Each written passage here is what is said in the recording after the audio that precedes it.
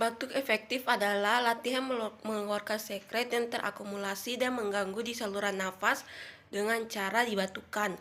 Untuk indikasinya yaitu pasien dengan gangguan pernapasan akibat akumulasi sekret, dan kontraindikasinya yaitu pasien dengan gangguan pneumotoraks, hemoptisis, edema paru dan fusi pleura.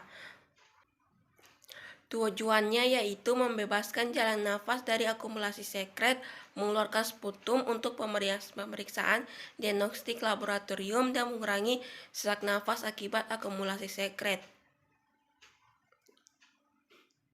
Untuk alat dan bahannya yaitu yang pertama kertas tisu, bengkok,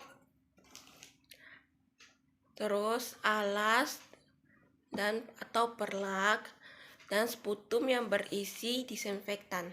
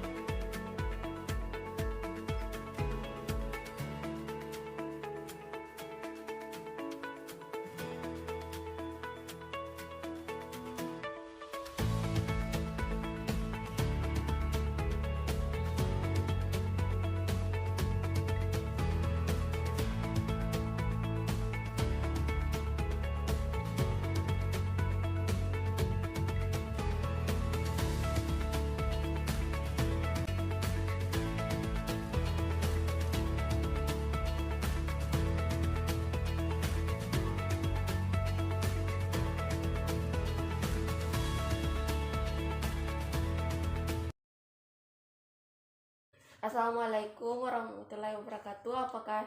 Apakah benar ini dengan Ibu Ica?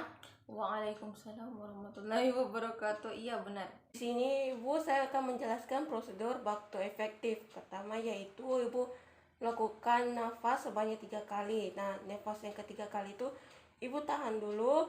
Setelah itu Ibu keluarkan melalui batuk. Apakah Ibu bersedia? Silahkan Ibu.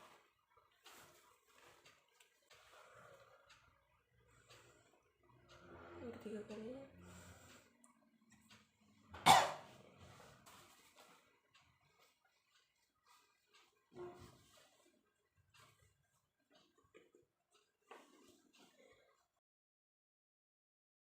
Kalau begitu, Ibu sudah tahu bagaimana cara melakukan prosedur batuk efektif. Nah, jika Ibu merasa ingin melakukan batuk efektif, Ibu bisa melakukannya sendiri.